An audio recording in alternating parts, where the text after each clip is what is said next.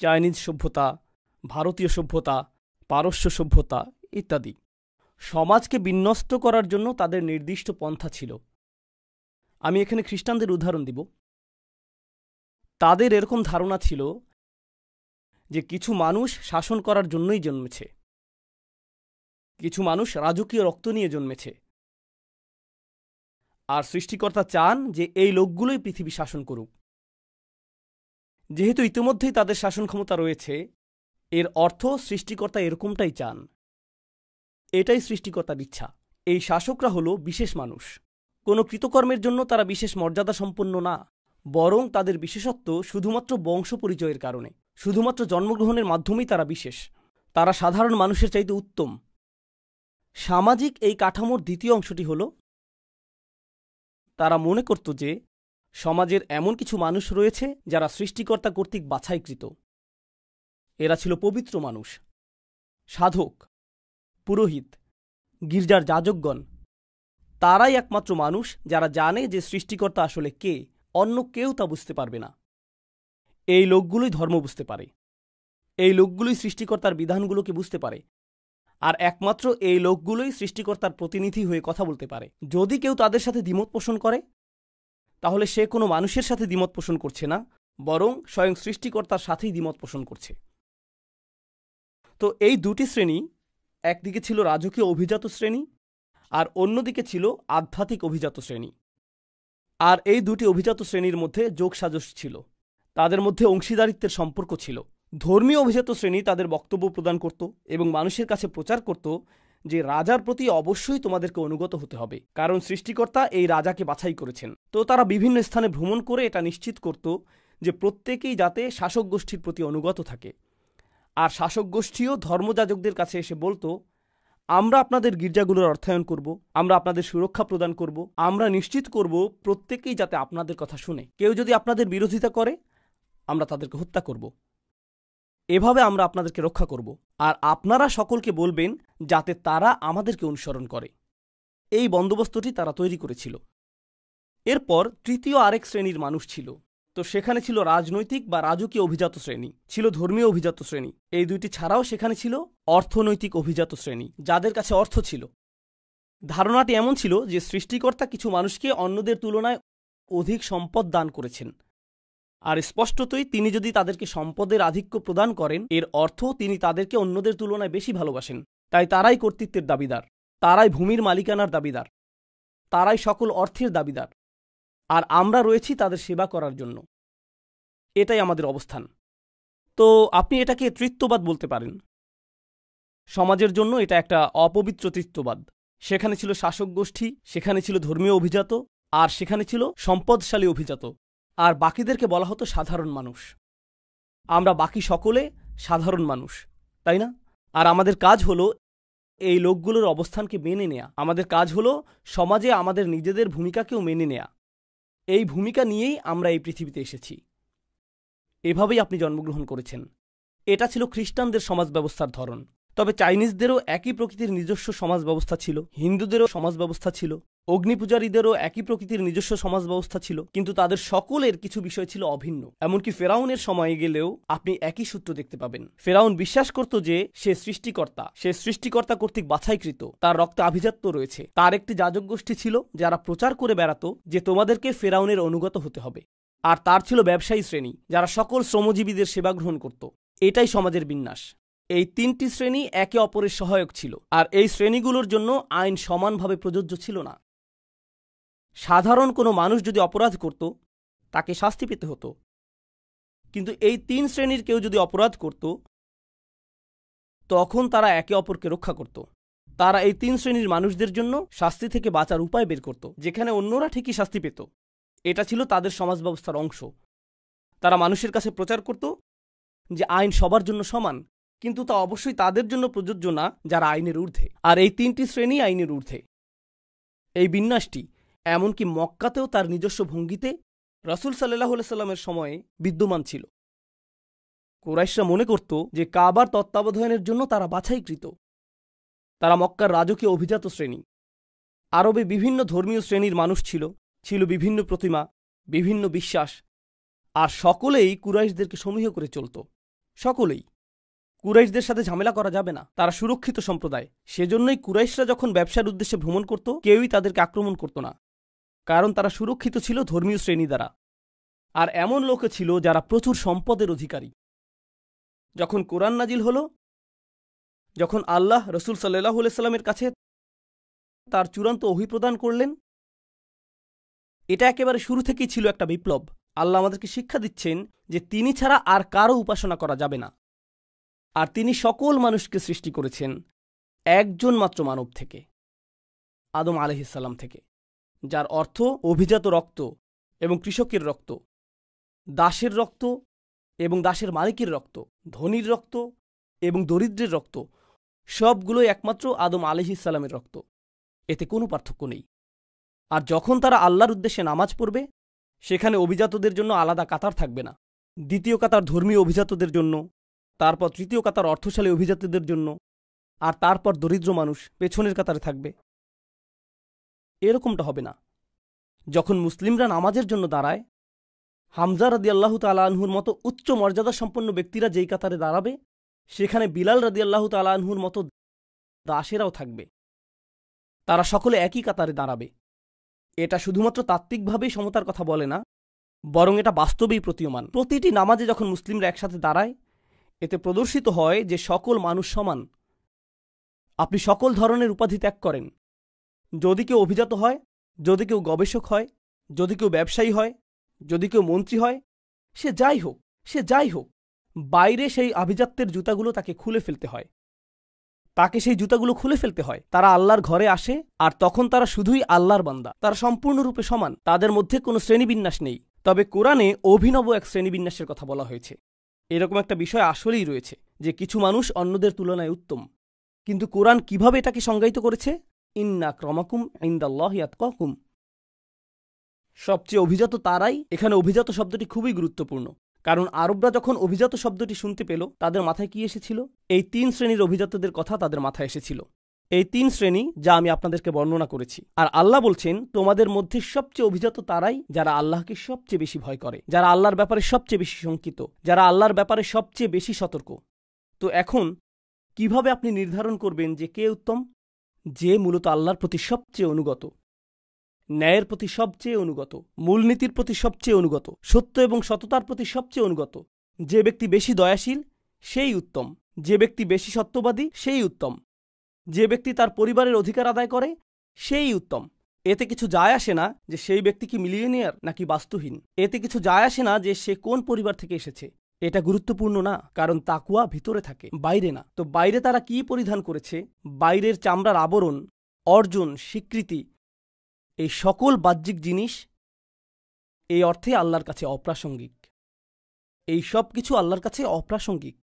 আর অভিজাত লোকদের ব্যাপারে একটা বিষয় আপনারা জানেন, যে তারা সেবক রাখতে পছন্দ করে।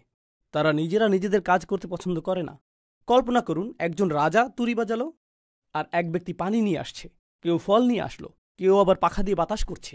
অথবা বাইরে একটা শব্দ শোনা গেল, সে বলল, প্রহরী যাও দেখে আসো। সে নিজে উঠে গিয়ে দেখে আসবে না, সে অন্য কাউকে দেখে আসতে বলবে, তাই না?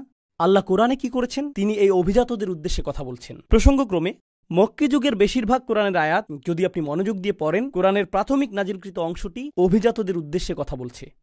তাদের উদ্দেশ্যেই তিনি বলছেন, বিত্তশালীদের উদ্দেশ্যে বলছেন, প্রভাবশালীদের উদ্দেশ্যে বলছেন। যেমন আল্লাহ বিচার দিবসে বলবেন, তোমার নিরাপত্তা রক্ষীদের কি হলো? তোমার সেবকরা কোথায়? তুমি একা কেন? আর বিচার দিবসে তাকে অপমানিত হতে হবে। আল্লাহ বলবেন, যুক ইন্নাকা আনতাল আজিজুল করিম, মা লাকুম মিন দুনিল্লাহি মিন ওয়ালি ওয়ালা নাসির। তাদের কোনো রক্ষাকারী অথবা সাহায্যকারী থাকবে না। যখন রাজা বিপদে পড়ে, সে গির্জার কাছে যায়। যখন গির্জা বিপদে পড়ে, তারা রাজার কাছে যায়। যখন উভয়ই বিপদে পড়ে, তখন তারা যায় বিত্তশালীর কাছে। তারা একে অপরের সহায়তা পায়। বিচার দিবস শুরু হলো, সে বলবে, আমার লোকজন কোথায়? কাকে আমি এখন কল করব? আমার তো কারো কাছে যাওয়ার জায়গা নেই। কোরআন ধ্বংস করেছিল এই শ্রেণীবিন্যাসের স্বীকৃতি। মানবজাতির সকলেই সমান, মানবজাতির সকলেই মর্যাদা পাবার যোগ্য। কেউ নিচু শ্রেণী নিয়ে জন্মায়নি, কেউ কম সম্মানের যোগ্য না কারণ তার অর্থ সীমিত, কেউ বেশি সম্মানের যোগ্য না কারণ তার প্রভাব বেশি। বিষয়টা এরকম না।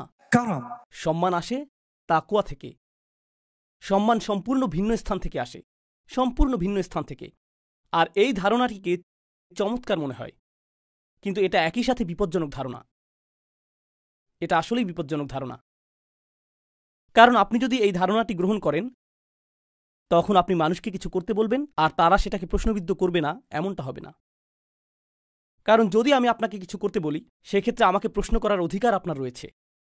আপনি এটা কোথা থেকে পেয়েছেন? আপনার যুক্তি প্রমাণ কি? হাতু বুরহানাকুম ইন কুনতুম সাদিকিন। আপনার যুক্তি প্রমাণ হাজির করুন। কিন্তু আপনি যদি গির্জা অথবা ধর্মীয় অভিজাত সম্প্রদায় হয়ে থাকেন, তখন আপনি আল্লাহর পক্ষ থেকে কথা বলেন। আপনাকে কখনোই প্রশ্ন করা যায় না। কেউ আপনাকে প্রশ্ন করতে পারে না, কারণ আপনাকে প্রশ্ন করা স্বয়ং সৃষ্টিকর্তাকে প্রশ্ন করারই শামিল। প্রশ্ন করলে তো ভাবমূর্তি ধ্বংস হয়ে যাবে। এজন্যই আপনি দেখবেন যে আমাদের ঐতিহ্য, মুসলিম চিন্তাবিদদের ঐতিহ্য অনেক আলাদা। ইহুদি ঐতিহ্য, খ্রিস্টান ঐতিহ্য এবং অন্যান্য ঐতিহ্যের তুলনায় আমাদের চিন্তাবিদদের ঐতিহ্যে, ধরুন একজন চিন্তাবিদ কোরআনের একটি তাফসির রচনা করেছেন, অন্য আরেকজন চিন্তাবিদ কোরআনের অন্য আরেকটি তাফসির রচনা করে প্রথম চিন্তাবিদের মতামতের সাথে দ্বিমত পোষণ করেছেন। তিনি এমনটা লিখেছেন, আর এই কারণে আমি তার সাথে দ্বিমত পোষণ করি। তখন কেউ এটা দেখে এই কথা বলে না যে দেখো এটা তো কুফর, কিভাবে সে এই চিন্তাবিদের সাথে দ্বিমত পোষণ করছে। না, এখানে কেউই যাজক না, এখানে কেউই অতি পবিত্র না। ওনারা সকলেই মানুষ যারা সর্বোচ্চ চেষ্টা করেছেন আল্লাহর বাণীকে উপলব্ধি করার। তারা একে অপরের সাথে মতবিরোধ করতে পারেন, বিতর্ক করতে পারেন, আর এটাই আসলে আমাদের ধর্মের শক্তিমাত্রা। ইসলাম আগমনের আগে কৌতূহল জাগ্রতকারী আরেকটা বিষয় ঘটেছিল, আর তা হলো বাইবেল সবার জন্য সহজলভ্য ছিল না। আপনি বাইবেল হাতে নিয়ে পড়া শুরু করতে পারতেন না। আপনাকে যথাযথ কর্তৃপক্ষের কাছে যেতে হতো, তারাই আপনাকে বলবেন যে এটা কি বলছে। তাওরাত এবং বাইবেল গ্রন্থ আকারে মানুষের কাছে ছিল না। তারা কিছু মৌলিক দোয়া এবং প্রার্থনা জানত, কিন্তু লিখিত গ্রন্থটি ছিল গির্জার অধিকারে। লিখিত গ্রন্থটি ইহুদি রাবাইদের অধিকারে ছিল। যখন আল্লাহ আমাদেরকে চূড়ান্ত ওহী প্রদান করলেন, তিনি এটাকে গ্রন্থ আকারে নাজিল করেননি, যাকে গোপন কোনো স্থানে সংরক্ষণ করতে হবে, যাতে বিশেষ কিছু মানুষ শুধু এর নাগাল পায়। কোরআনকে মুখস্থ করা হয়েছিল এবং এটাকে ছড়িয়ে দেওয়া হয়েছিল জিবার দ্বারা। যে কোনো কানই এটা শুনতে পারত। এটা সংরক্ষিত কোনো তথ্য না, প্রত্যেকের জন্য এটা অবারিত। আর শুধুমাত্র এটুকুই একটা বিপ্লব ছিল। শিক্ষা প্রত্যেকেরই নাগালের মধ্যে, আল্লাহর বাণী প্রত্যেকেরই নাগালের মধ্যে। প্রত্যেকেরই আল্লাহর বাণী নিয়ে চিন্তা করা উচিত। এরপর তাদের যেতে হবে এমন ব্যক্তিদের কাছে যারা আরও বেশি জানে এবং শিখতে হবে। এটার অর্থ কি? তাদেরকে হতে হবে অনুসন্ধিৎসু, তাদেরকে হতে হবে চিন্তাশীল, বিশ্বাসী। তারা এজন্য বিশ্বাসী না যে কেউ তাদেরকে বিশ্বাসী হতে বলেছে, তাদেরকে নিজে থেকেই বিশ্বাসী হতে হবে। আলা বাসিরহ। এটা ছিল তাৎপর্যপূর্ণ একটা বিপ্লব। এটা আসলে ইসলামী বিপ্লব। এটা নিয়েই রাসূল সাল্লাল্লাহু আলাইহি ওয়াসাল্লাম এসেছিলেন।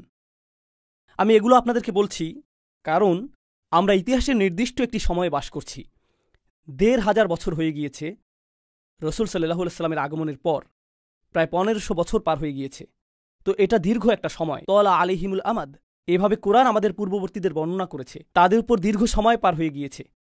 সময়ের সাথে সাথে যা ঘটে তা হলো আমরা কিছু জিনিসের কথা ভুলে যাই যা প্রথমে উপস্থিত ছিল। আমরা শুধুমাত্র একটা সংস্কৃতিতে পরিণত হই, ঠিক যেভাবে অন্য সকল ধর্ম সংস্কৃতিতে পরিণত হয়েছে। আমরা মুসলিম পরিবারে জন্মেছি, আমরা মুসলিম সমাজের মাঝে জন্মেছি। সব কিছু ছকবাঁধা নিয়মে চলবে, এতে আমরা অভ্যস্ত হয়ে পড়েছি। আমরা কখনো প্রশ্ন তুলি না, আমরা কখনো অনুসন্ধান করি না। আর আমরা ইসলাম পালন করি কারণ আমাদের পরিবেশ ইসলামিক। দয়া করে মনোযোগ দিয়ে কথাটি শুনুন। আমরা ইসলাম গ্রহণ করেছি কারণ আমরা আমাদের পরিবারে অথবা সমাজে ইসলামিক পরিবেশ পেয়েছি। তো আমাদের ইসলাম ভিতর থেকে আসেনি, এটা এসেছে পরিবেশ থেকে, যা থাকে বাইরে। কিন্তু এখন সময় পরিবর্তিত হয়েছে। যদি আপনি ত্রিনিদাদে বাস করেন, টেক্সাসে বাস করেন, লাহোরে বাস করেন অথবা ঢাকায় বসবাস করেন, কিছু যায় আসে না পৃথিবীর কোথায় আপনি বসবাস করছেন। এখন আপনার পরিবেশ কিন্তু চারপাশের পরিবেশই নয়, এই ডিভাইসের মধ্যেও একটা পরিবেশ রয়েছে, এখানেও একটা পরিবেশ রয়েছে। আপনার সামনে এখন এমনভাবে সবকিছু উন্মুক্ত হয়েছে যা আগে কখনোই হয়নি। মানবজাতির কাছে এর আগে কখনোই এত কিছু উন্মুক্ত হয়নি। তো আপনার পরিবেশ যা আপনাকে নিরাপদ রাখত, আর আপনার বিশ্বাস যা নিয়ে আপনি স্বাচ্ছন্দ্যে থাকতেন, কারণ আপনার চারপাশের সকলে তাই বিশ্বাস করে যা আপনি বিশ্বাস করেন, সেটা এখন আর থাকছে না। সেটা এখন হুমকির সম্মুখীন, সেটা প্রশ্নের সম্মুখীন, সেটা সন্দেহ সংশয়ের সম্মুখীন। এখন আপনার সামনে দুটি রাস্তা খোলা রয়েছে। যদি আপনি ঈমান রক্ষা করতে চান, আপনার ঈমান রক্ষা করার জন্য দুটি রাস্তা খোলা রয়েছে। আমি ইন্টারনেট বন্ধ করে দিব, আমি পৃথিবীর সাথে যোগাযোগ বন্ধ করে দিব, আমি কারোর সাথে কথা বলবো না। আমি শুধু অল্প কিছু মানুষের মাঝে থাকতে চাই যা আমার ঈমানকে রক্ষা করবে। আর সবকিছুই ফিতনা, অন্য সবকিছুই কুফর, অন্য সবকিছুই আমাকে ধ্বংস করে দিবে। প্রসঙ্গক্রমে কয়েকশো বছর আগে গির্জাগুলো মানুষকে বলতো যে জ্ঞান অর্জন করবে না, প্রশ্ন করবে না, অনুসন্ধানী হবে না, কারণ যদি তুমি বাইরের কোনো কিছু শিখো, এটা তোমার বিশ্বাসকে ধ্বংস করে দিবে। এটা তোমার বিশ্বাসকে ধ্বংস করে দিবে। গির্জাগুলো মানুষকে এটাই বলতো, সেজন্যই তারা বই পুড়িয়ে ফেলতো।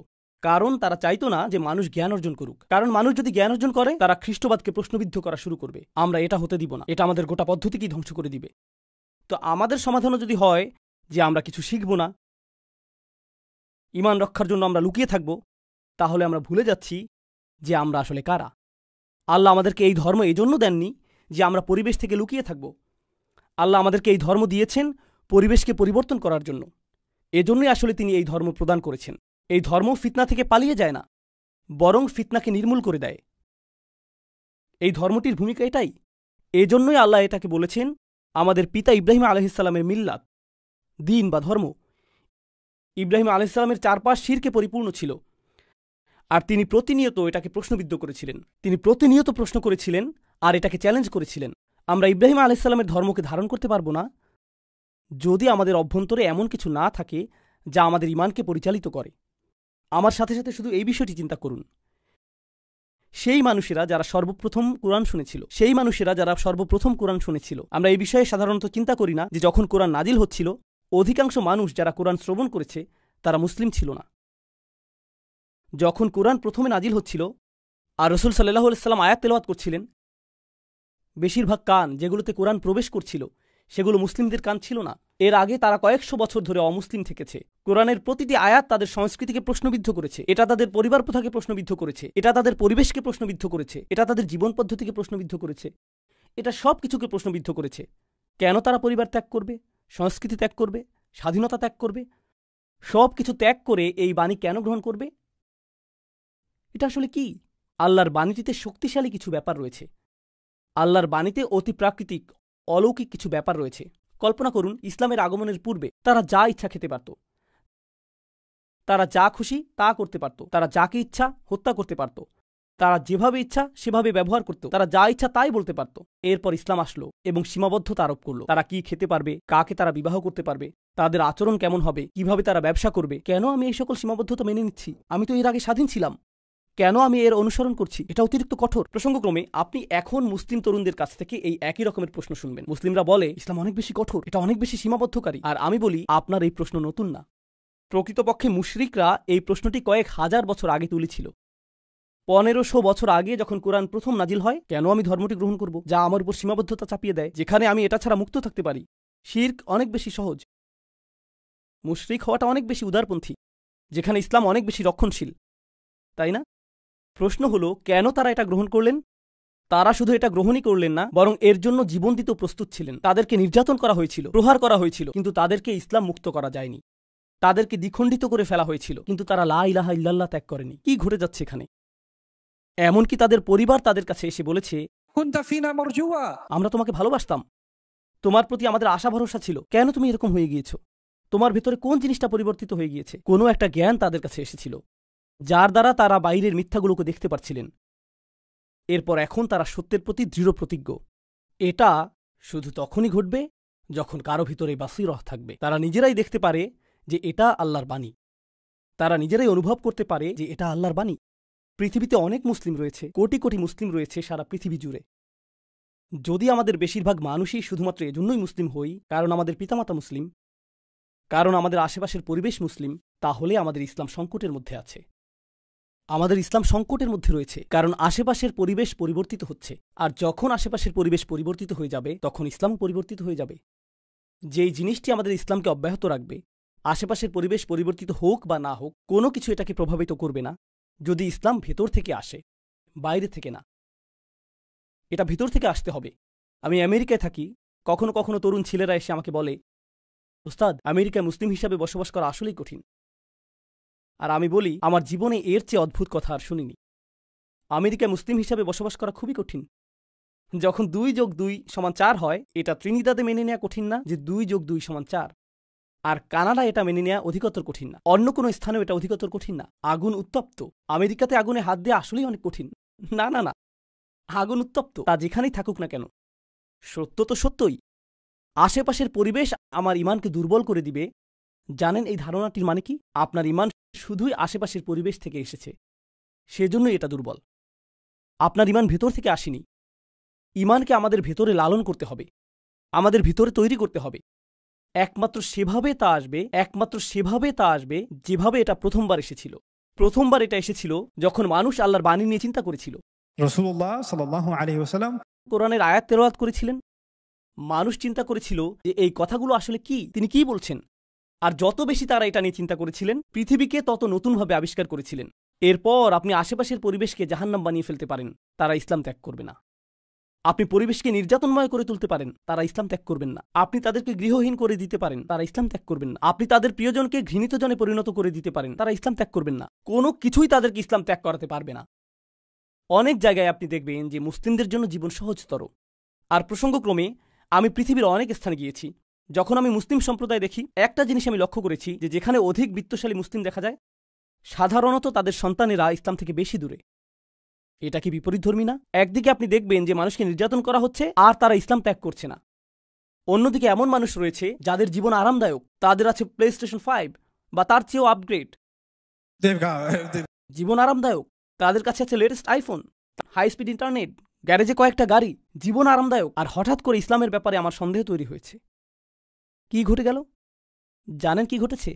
মানসিকতাটা হলো প্রয়োজনীয় সবকিছুই আমার রয়েছে, আমার টাকা আছে, আমার বিনোদন আছে, আমার স্বাস্থ্য আছে, আমার নিরাপত্তা আছে, তাহলে সৃষ্টিকর্তার দরকার কি? ধর্মের কি দরকার? ইতিমধ্যেই আমার সবকিছু রয়েছে, আমার এগুলো দরকার নেই। জানেন নিরাপত্তার এই অনুভূতি কোথা থেকে আসে? এটা আসে আশেপাশের পরিবেশ থেকে, এটা পরিবেশ থেকে আসে। তো এই অবস্থায় মানুষ ঈমান হারাচ্ছে পরিবেশের কারণে। অথবা মানুষ ভাবছে একমাত্র যে উপায়ে তাদের ঈমান রক্ষা পাবে তা হলো অনুকূল পরিবেশ পেলে। চলো এই নষ্ট আমেরিকা থেকে দূরে চলে যাই, আসো কোনো একটা মুসলিম দেশে চলে যাই, যাতে আমরা নিরাপদ পরিবেশে থাকতে পারি। এই চিন্তা পদ্ধতিটা কোরআনের মূলনীতির বিপরীতে চলে যায়।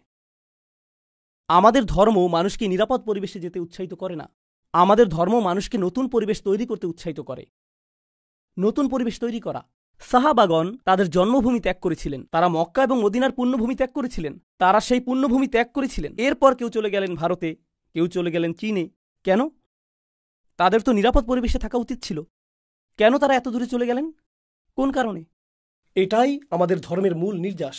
যখন আমরা সেই নির্যাসের কথা ভুলে যাই, তখন কোনো সন্দেহ নেই, আমার মনে, আল্লাহ তাআলা ভালো জানেন, আমার মনে এই বিষয়ে কোনো সন্দেহ নেই যে আমরা যদি এই ধর্মকে না ধরে থাকি অন্তর্নিহিত কারণে, গভীর আভ্যন্তরীণ কারণে, তাহলে আল্লাহ এই উম্মাহকে অন্য কারো দ্বারা প্রতিস্থাপিত করে দিবেন, যারা হবে আমাদের চেয়ে উত্তম। ইন তাতাওয়াল্লাউ ইস্তাবদিল কওমান গায়রাকুম সুম্মা লা ইয়াকুনু আমসালাকুম। তোমরা যদি মুখ ফিরিয়ে নাও, তিনি তোমাদের স্থলে অন্যদেরকে প্রতিস্থাপিত করে দিবেন, আর তারা তোমাদের মতো হবে না। আল্লাহ আমাদের প্রতিস্থাপিত হওয়া থেকে রক্ষা করুন। তিনি আমাদেরকে তেমন মানুষে পরিণত করুন যারা আন্তরিকভাবেই আল্লাহর বাণীকে গভীরভাবে আত্মস্থ করে। আমরা যেন পাই আমাদের ঈমান, এই ধর্মের প্রতি আমাদের প্রত্যয় বাইরের পরিবেশ দ্বারা প্রভাবিত হয় না, বরং এটা ভেতর থেকে প্রজ্বলিত হয়।